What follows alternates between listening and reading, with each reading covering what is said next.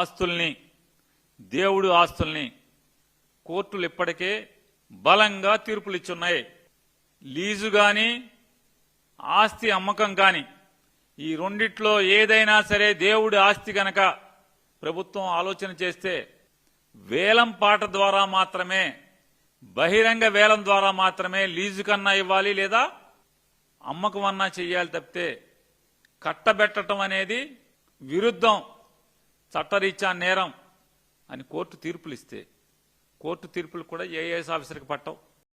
ఐఏఎస్లు చదువుకుని కోర్టులను కూడా వెంట్రుకతో సమానంగా చూసేటువంటి కలెక్టర్లు ఇవాళ తయారయ్యారు ఐఏఎస్ అధికారులు. చూడండి అసలు ఎంత బరితెగింపు. కలెక్టర్ గారు దేవుడి ఆస్తులను కాపాడాలి కదా, ఈయనే రాస్తూ ఇవాళకి ఆ మట్టిని తొలగించాలి కదా, మట్టిని తొలగించడా? గొల్లపూడి ఎంఆర్ఓ ఏం చేస్తున్నాడు అని అడుగుతున్నాను. సబ్ కలెక్టర్ గారు ఏం చేస్తున్నాడు? దేవుడి ఆస్తిలో వ్యవసాయ భూమిలో మెరకదోల్తే పాపాత్ములు, దుర్మార్గులు, మరి దాన్ని తొలగించాలా తొలగించక్కర్లేదా? కేసులు కట్టరా? ల్యాండ్ గ్రాబింగ్ కేసు కట్టాలా అక్కర్లేదా? మళ్ళీ ఇవాళ మా ఊరు ఎమ్మెల్యే ఏదో అన్న సామెతగా ఉంది, కంచే చేను మేసిన సందాన. మా ఊరు దేవుడు ఆస్తుల్ని కాపాడాల్సినటువంటి మా ఊరు ఎమ్మెల్యే ఊళ్ళోనేమో అందరికీ ఫోన్లు చేసి నేను సీఎంతో మాట్లాడాను, కలెక్టర్ని కేకలేశాను, ఆయన చేశాను, ఈయన చేశాను అని చెప్పినేమో అక్కడ ప్రెస్ మీట్లో చెప్తాడు. అందరేమో మన సైకిల్ బ్యాచ్, పువ్వు బ్యాచ్ ఏమో కంగ్రాచులేషన్స్ మంత్రి గారు, కంగ్రాచులేషన్స్ ఎవరికి కంగ్రాచులేషన్స్ ఏంటిరా మీరు? ఆడు దోషేస్తాక 20% వాటా పెట్టుకుంటే కంగ్రాచులేషన్స్ ఏంటి? 20% 20 పైసలు వాటాదారుడు ఏంటి? మళ్ళీ 8వ తారీఖున వచ్చి పట్టాభి పార్ట్నర్స్ ఇద్దరు కలిసి బందర్ నుంచి పూజారుల్ని, అయ్యవారుల్ని, పువ్వు పార్టీ వాళ్ళని, ఎండోమెంట్స్ అసిస్టెంట్ కమిషనర్ని, విజయవాడ రూరల్ ఎంఆర్ఓని పిలిచి 2 నెలలకి మేము లీజ్ ఆర్డర్ తెచ్చేస్తామంటే ఆ పట్టాభి చెప్తా అంటే ఎట్టగొట్టని తెచ్చేస్తా నీకెందుకు అని. నువ్వు మీ ఊర్లో హిందువుల్ని, బ్రాహ్మణుల్ని, దేవుడికి వెళ్లే వాళ్ళని, గుడి కట్టిన వాళ్ళని, గుడి కట్టించిన వాళ్ళని, చందాలు ఇచ్చిన వాళ్ళని నువ్వు నోరు మేయించు, నేను మొత్తం కథ నడిపేస్తానని పట్టాభి చెప్తున్నాడని చెప్తున్నారు.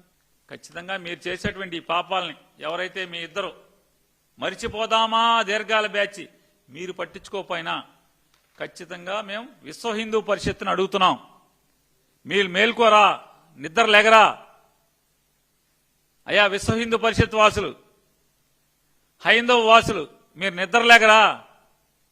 వీళ్ళు వాటాలు వేసుకుని పనిచేసుకుంటుంటే మీరు నిద్ర లేగరా అని అడుగుతున్నాను. నిద్ర నటిస్తారా? ఇంకా భారతీయ జనతా పార్టీ అట్టాకు చెడిపోయింది, కుళ్ళిపోయింది. మీరన్నా ఈ దేవుడు ఆస్తులను కాపాడటంలో మేల్కోమని చెప్పని మా ఊర్లో భక్తులు ఎట్లాగో ఖచ్చితంగా కోర్టును ఆశ్రయించే పనిలో ఉన్నారు.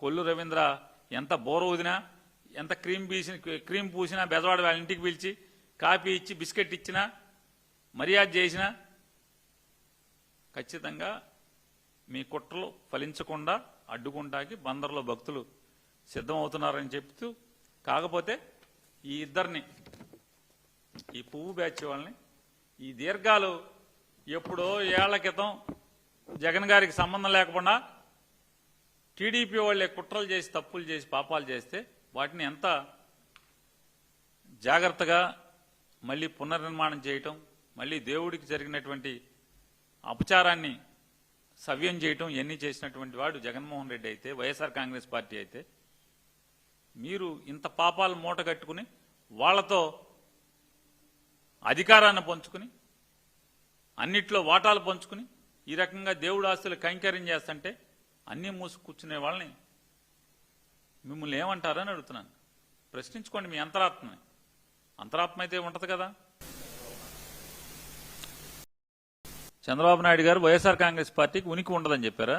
తప్పే ఉంది. 76 ఏళ్ళు వచ్చేసాక దాన్ని ఏమంటారు? ఇల్యూషన్ అంటారా? ఏమంటారా? ఇల్యూషనా? నిజంగా ఏంటి అంటారు దాన్ని? మానసిక పరిస్థితి బాగోపోతే అంటే అన్ని ఊహించుకుంటా ఉంటాయి, గాలిలో కనపడతా ఉంటాయి అన్ని. ఇట్లాంటి వాళ్ళు చాలా మంది అయిపోయారు రాజకీయాల్లో. ఇంత తొందరగా ప్రజల్లో ఏహభావం ఏర్పడినటువంటి ఒక ప్రభుత్వం ఏదన్నా ఉందంటే ఇది ఆంధ్రప్రదేశ్లోని ఈ కూటమి ప్రభుత్వం. ఇది ఇప్పుడు సత్యకుమార్ గారి దగ్గర ఒక కలజోడు ఉంది. ఆ కలజోడు నారా చంద్రబాబు నాయుడు గారు ఇచ్చారు ఆయనకి ప్రమాణ స్వీకారం రోజున. ఆ కలజోడు తీస్తే అసలు అన్ని కనపడతాయి ఆయనకి. ఆయనేమో నారా చంద్రబాబు నాయుడు గారు తగిలించిన కలజోడు తీయట్లా. మరి రాత్రిపూట తీసినాడు లేదో నాకు తెలియదు. ఆయన కలజోడు తీస్తే నారా చంద్రబాబు నాయుడు గారు ఆయన కళ్ళకు తగిలిచ్చిన కళ్ళతోటి తీస్తే అన్నీ కనపడతాయి శుభ్రంగా. ఉన్నత విద్య ఏమండి, పాత రోజుల్లో సొల్లు కొబ్బుర్లు ఎన్ని ప్రజలు నమ్మేవాళ్ళు, ఇట్లాంటి ఊకదంపుడు ఉపన్యాసాలు ఇట్లాంటివన్నీ.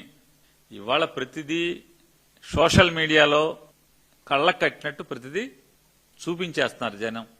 మీ టీవీలు చూపించేస్తున్నాయి, పేపర్లో చూపించినా చూపించకపోయినా కొన్నన్నా టీవీలు చూపిస్తున్నాయి. ఈ పరుగు పందెంలో ఒకడో ఇద్దరో చూపించాక మూడో వాళ్ళకు కూడా తప్పట్లా చూపించాల్సిన పరిస్థితి. ఆడి స్కోర్ అయింది మనకెందుకు అవ్వట్లేదని పైనుంచి దొబ్బుతున్నారు. కాబట్టి ఆలస్యంగా అయినా ఏదో టీవీ చూపించాల్సిందే. ఇవాళ సత్యాలను ఎవరూ మరుగున పరచలేరు, ఏ మార్చి ఎక్కువ కాలం ప్రజల్లో ఎవరూ బతకలేరు.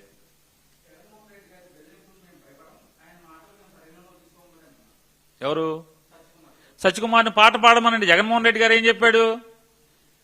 అరే బాబు, ఎవరైనా వాళ్ళ తప్పుడు మాటలకి వాళ్ళ ప్రలోభాలకు లొంగి మీరు మెడికల్ కాలేజీ గనక మీరు వాళ్ళ దగ్గర కొనుక్కుంటే ఖచ్చితంగా రాబోయే రోజుల్లో మేము వస్తాం, మేము వచ్చాక నీ దగ్గర నుంచి లాక్కోవడం ఖాయమన్నాడు. ఒకవేళ నువ్వు సత్యకుమార్కి బాగా మెడికల్ కాలేజీ కొనుక్కోవాలని దొరదుంది, కొనుక్కో, చూస్తాడు కదా, వచ్చాక చూద్ది. కానీ జగన్ గారు వచ్చాక లాక్కుంటాడో లేదో బెదిరించుకొని నువ్వు బెదురుతావో బెదరవో అప్పుడు చూద్దాం. ఇప్పుడు ఎందుకు?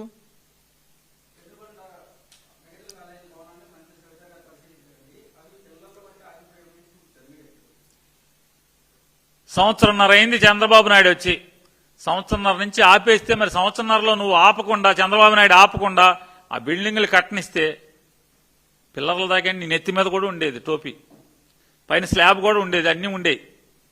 ఆ మంత్రి గారికి స్లాబు బిల్డింగులు అన్నీ కనపడాయి. మరి నారా చంద్రబాబు నాయుడు, నువ్వు నారా చంద్రబాబు నాయుడు కలిసి సంవత్సరంన్నర నుంచి ఆ బిల్డింగ్ కట్టనివ్వకపోతే మరి అక్కడికే ఉంటుంది. ఎక్కడికి ఉంటుంది?